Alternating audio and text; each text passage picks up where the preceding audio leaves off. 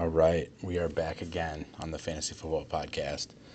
First one of 2018, potentially last. We'll see how things are going. I'm coming to you live from the campus at Northwestern University. I don't know if I ever really officially announced, but I actually have left the Bulls organization, and I'm working for Northwestern now, managing sponsorship. So we've come a long way from recording outdoors on the concourse in midwinter at Toyota Park with freight trains and homeless people and rabid dogs, feral dogs, jumping me in the background. Now I've got a nice little office here overlooking Ryan Field. So just going to do kind of a quick breakdown of the divisions and some of the end of year races, and then getting into the mailbag. So starting with the races division, I guess what I was curious about is there even really a story behind this division name?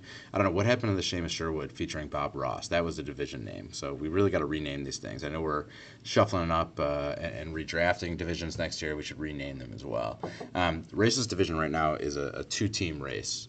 Krause has a huge 3-0 week. Well, bad luck Billy scored 130 points and only went 1-2. So Krause definitely gained some ground. Last week, Schaefer was bounced from the division race a couple of weeks back, and Ariel is going to be lucky to avoid a third turn as clown, but more on that in a little bit. If you're going to pick one team to comprise half of your fantasy roster from, Billy really did the smart thing here and picked the Saints. It's actually a lot better than my 2010 fantasy team lineup, which consisted of Johnny Knox, Devin Hester, Matt Forte, Jay Cutler, and Sam Hurd. Billy really goes as the Saints go. I mean, obviously half his team is made up of the Saints, and so when they do well, he does well. They have a matchup this week on Thursday on a short week against Dallas, at Dallas, which is kind of tough, but they do have a really juicy-looking matchup in Week 14 against Tampa Bay. Krause and Billy play each other during that week, and it's really tough to see the Saints not making it rain against the worst defense in the NFL. So with that head-to-head win, Billy actually will clinch his division regardless of what happens this week. He currently has a 3-game lead and a pretty massive points edge on Krause.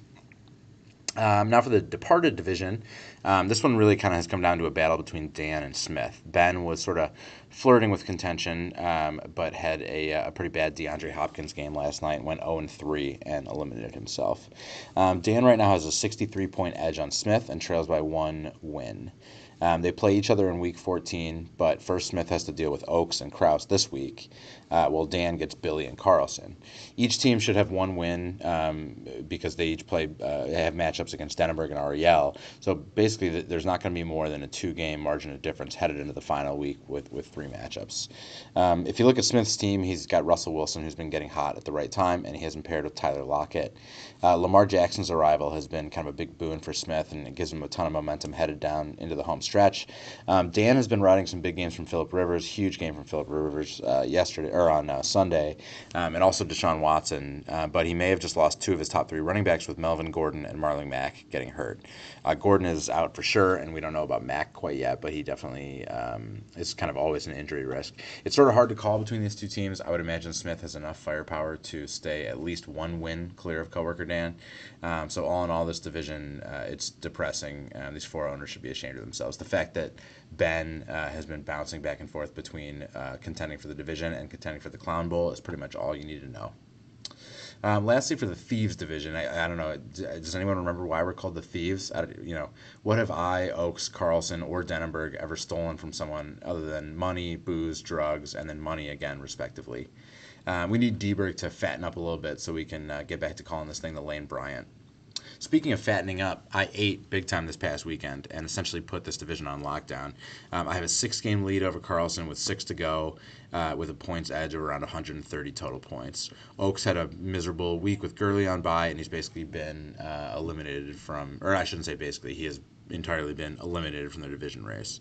The most interesting thing here really is the wild card race, as it's clearly going to come from our division between Oaks and Carlson. They're the only 2 contenders, unless Krause can somehow knock Billy out of first place, at which point Billy would then be in the wild card conversation, but that's most likely not going to happen. Carlson right now has a minuscule lead of just 12 points over Oaks, so basically they can ignore matchups down the stretch and just focus on producing the highest point totals possible.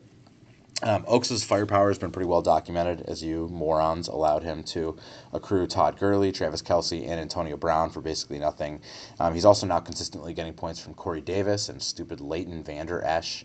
So Oaks' team is kind of a scoring machine, and the Chiefs are going to carve up the miserable Raiders this week. So with Hunt and Kelce, he might just run away with the wild card this week.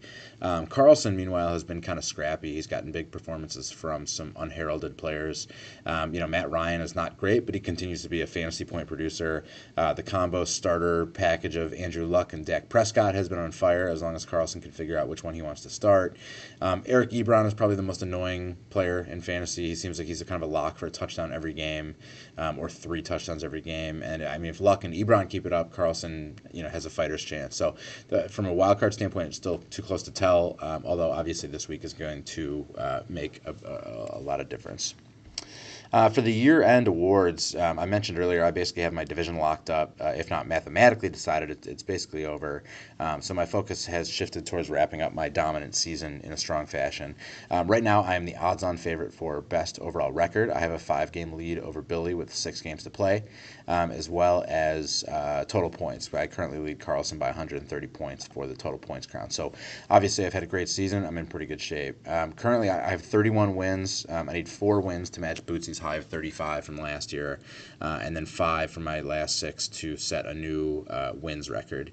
From a points outlook, I actually only need 100 or so to catch Bootsy's mark from last year, which was the highest since we moved to our 3 matchup format, but that's not really that much of a surprise because scoring has gone way up this year, and I would imagine will continue to go up, and so whatever record I set this year, I'm sure will be broken next year.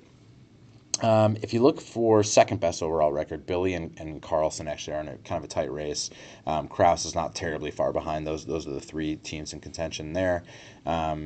Billy is actually, I should mention, the only one who can catch me for best overall record, although I really only need 2 wins here down the stretch to lock that up. Their advantage that Carlson has is that Billy and Krause play each other in week 14, and so that's a guaranteed loss for one of them. And then Carlson actually also has a chance to knock Krause out of the running with a head-to-head matchup this week. But I mean, if you look at it, this could also potentially be an advantage for Krause as well, as he needs to make up some wins. He can essentially nail down some 2-pointers, if you will, over the final 2 weeks with head-to-head matchups. Otherwise, there's still some cash to be had for weekly winners over the last 2 weeks. So far this year, if you look, Oaks has brought home. He won 4 in a row of weekly high points. Could be headed towards a 5th this week with the Chiefs matchup. Billy and I have each won twice. I just got mine this past week, and then Smith, Carlson, Ben, and Schaefer have each won once. So, in the race that everyone is watching with bated breath, for the Clown Bowl, there was a move that shocked the experts this week. Denenberg decided not to play Josh Allen and instead got 0 points from Willie Snead. So this move cost him 2 wins directly over Billy and Dan. Actually, if you do the math, each win would have been by about 1 point or less, which thanks a lot, Denenberg, for robbing us of that enjoyment. It's also, it's kind of rare that you can point to one single roster move as the sole reason for someone being clowned, but this actually might be it. If you look at the rest of the matchups, Bootsy's in. Bootsy's essentially locked in the Clown Bowl. He's got 5 wins, and he's dead last in total points. Next up is Denenberg and Ariel. They're tied with 8 wins each, so they're tied with each other. And actually, don't look now, but Ben is actually still mathematically alive in the clown race. He can sort of rest easy, though, knowing that the only way he'll drop into the Clown Bowl is if he goes 0-6 down the stretch. Well, Ariel and Denenberg actually both go 6-0. And both of them need to outscore him by 120 total points. So I wouldn't sweat it too much if I were Ben, but it bears mentioning that he is still technically alive. Basically, what we're left with is Denenberg and Ariel for the other spot in the Clown Bowl. Bootsy plays Ariel this week, so he has a chance to cut into the potential handicap, which is good news. No one likes a handicap in the Clown Bowl. Denenberg, meanwhile, has to play me, Oaks, and Smith down the stretch, which is pretty tough, but his saving grace is that he does get a head-to-head matchup against Ariel this week, so there's a chance to create a little bit of distance there. Denenberg's roster has gotten a little bit of a resurgence, obviously, with Josh Allen coming back and having a good game, but the rest of his team is kind of disintegrating down the stretch. Stafford has gotten worse and worse. Adrian Peterson has beating back Father Time harder than he beats his own children. And Denneberg's bench is just kind of a meaningless void of existence. It's just miserable out there. On the plus side, he's got Aaron Jones, who's picked up speed, and Amari Cooper has been really good since joining Dallas. So it's not all meaningless emptiness for Denneberg. Ariel, he's gotten a couple of great games out of Baker Mayfield ever since they got rid of Hugh Jackson, but now he's forced into starting his fellow Semite Josh Rosen down the stretch. Andy Dalton is done for the year, and I don't know if Ariel has any fab left to bid on Jeff Driscoll, or really if that's a situation that you want to find yourself in, bidding on Jeff Driscoll. So really both of these teams are pretty god awful. It's evident to see why. Frankly, they both deserve to be in the Clown Bowl. It's too close to call. I do kind of have a sneaking suspicion that Denneberg is going to be haunted by Willie Snead all the way until Week 17. But really, it's at this point the Clown it's Bootsy's to lose. So on to the mailbag. Thanks for getting some questions in. We got some unique ones and actually got basically the same question that I'll get to here in a second. But first one is from Ben Boris. He says, would you rather be in a league with 11 Smiths or 11 Krauses? What about 11 Billies? Why? It's an interesting question, Ben. It's a unique spin on the horse-sized duck or a duck-sized horse or whatever classic. The first one I'll throw out right away is the 11 Billies. Billy right now is chasing me for best record this year, and he defeated me in my lone championship appearance a few years ago. So as much as I might heap it on bad luck Billy, I wouldn't last with 11 of him. Obviously, I'm partial to Smith, but I think the answer here is 11 Krauses, actually. My reasoning is that there would be so much aggressive badgering to trade with each other that I could basically peacefully, draft my team while they all kept each other busy, and then really could kind of kick back and hang the rest of the year while anyone that's not on my roster suffers gruesome and heartbreaking injuries for the entire season. I mean, can you deal with 11 curses of Krauses? I don't think so. All right, next set of questions from Ariel Glicksberg. It says, last year after the NFL draft, everyone praised the 49ers for having the best draft. After 1.5 years, Reuben Foster has more arrests than Solomon Thomas has sacks. So first off, fuck the Niners and all the people that bashed the Kings of the North, the Chicago Bears.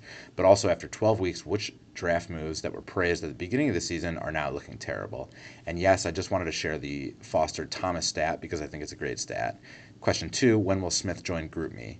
Ariel had 3 questions here, but I'm going to save part 3 for a minute because it really matches up identically with a question from another league member.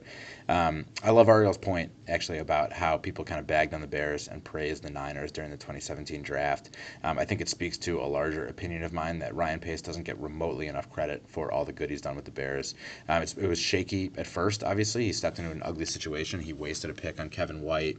Then he had to navigate the Trestman to Fox and the Cutler to Glennon handoff. So, I mean, that was, pretty miserable. But if you look at what he's done with late round draft picks and signing some key free agents, it's kind of hard to deny his greatness. In 2015, he drafted Adrian Amos in the 5th round. The next year, he had Jordan Howard in the 5th, Jonathan Bullard in the 3rd, and then, potential Defensive Player of the Year candidate Eddie Jackson and Tariq Cohen in the 4th round in 2017. That's really kind of his hallmark, because those are 2, potential All-Pro players that he got in the 4th round. And then this year, he followed up with Roquan Smith, who's been amazing under the radar, James Daniels, and Anthony Miller. So, Pace has killed it. But, to Ariel's questions about draft moves in our league that were praised and now look awful, we do have a Cooley Award for this, but here's a little sneak preview on some nominees. Ben spent $98 on Aaron Rodgers, which some thought was cheap compared to some of the other big-name QBs that had gone in previous years. Rodgers is terrible, and part of the reason why Ben's season has been a disaster. Bootsy kind of thought he had a steal with former Pro Bowler LaShawn McCoy at $39. He's been god-awful this year, and sort of poisonous to own. And then I definitely remember Krause declaring Jack Doyle as some sort of expert, advanced metrics draft pick, and all of these moves look stupid now. To your second question about Smith joining GroupMe, he's not going to, because he doesn't actually like any of you and certainly doesn't want to engage with any of you socially. This is actually Ariel's last question, and it's basically the same one as one that I got from Andrew Oakes. Ariel says, we now have 5 babies and 1 on the way. Whose kid wins the inaugural Kids Fantasy League? Whose future kid comes in last? And who never has kids to join the league? And then from Oakes, this was his question. He said, with Smith's news of a baby on the way, congrats, Smith, I believe that brings the CA Juniors to 6 members. Of the current 6, who would you predict ends up with the most championships, most clowns, and why? Of the current 7 members sans children, who would be your pick to break late and to end up with most kids in the league? My pick would be Schaefer, who moves back to the old farm country in Missouri and settles down with 6 to 7 children and a handful of animals. All right, so thanks, Andy and Ariel. It's pretty funny that we got a basically the same question. It's a good question. The CA Juniors League is really picking up speed. The current and future members are, just as a refresher, Brooke Bauer, Charlie Denenberg, Emily Krause, the tag team of Asher and Cole Glicksberg, and then Baby Smith, which is to be determined, although I have a feeling it might be Han Smith, just as a tribute. Charlie Denenberg and Cole Glicksberg, they're the youngins, so they'd probably be at a disadvantage unless one of them was able to negotiate for clown immunity upon birth.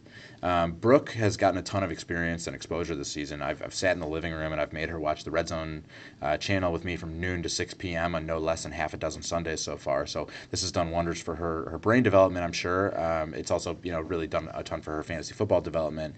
But I don't really see her being a contender. I think she would kind of frequently forget to set her lineup because she's stuffing her face with an entire loaf of bread, as she does frequently, or has dropped one of her pacifiers behind her crib and is sort of thoughtlessly bumping her face against the wall trying to get it. So she's got clown written all over her. I don't think she's she just needs a little bit more time to prepare. Ultimately, I think the showdown would be Asher Glicksberg and Emily Krause. Asher obviously has an age advantage.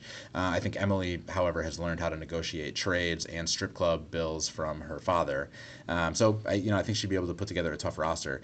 Baby Smith actually is not going to be able to contend just yet, as I am proposing a no roster moves can be made in utero rule at the next Weenie Talks. So he's on the bench for now. If you do notice that they both actually kind of ask similar questions with wildly different endings.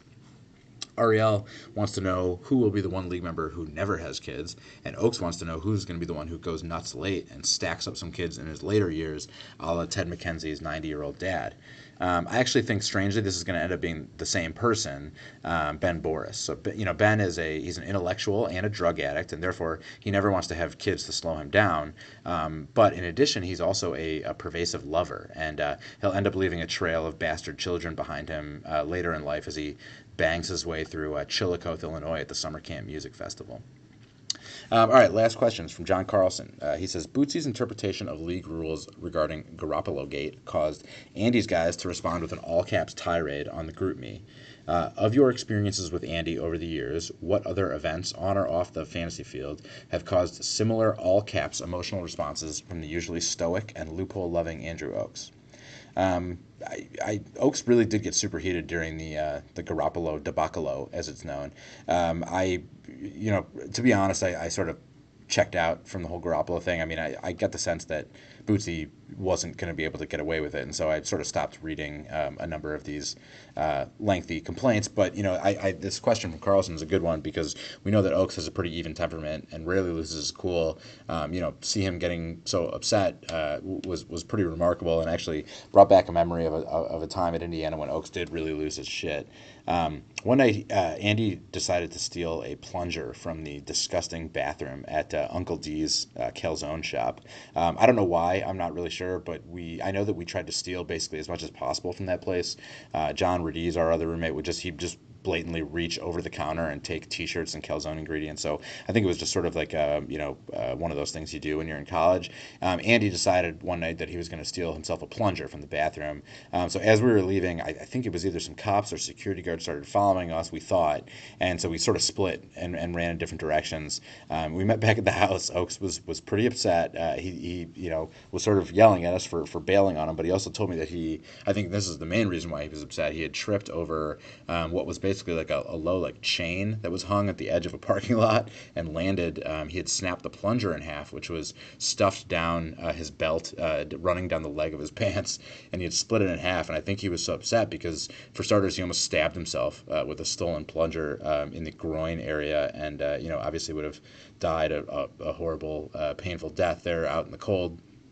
But also, I think he was upset that, in his mind, the roommates had bailed on him. So he was pretty livid, but he was also pretty drunk. So it was sort of hard to tell the difference. Frankly, it's entirely possible that no one was chasing us, and Oaks just sort of decided to take off.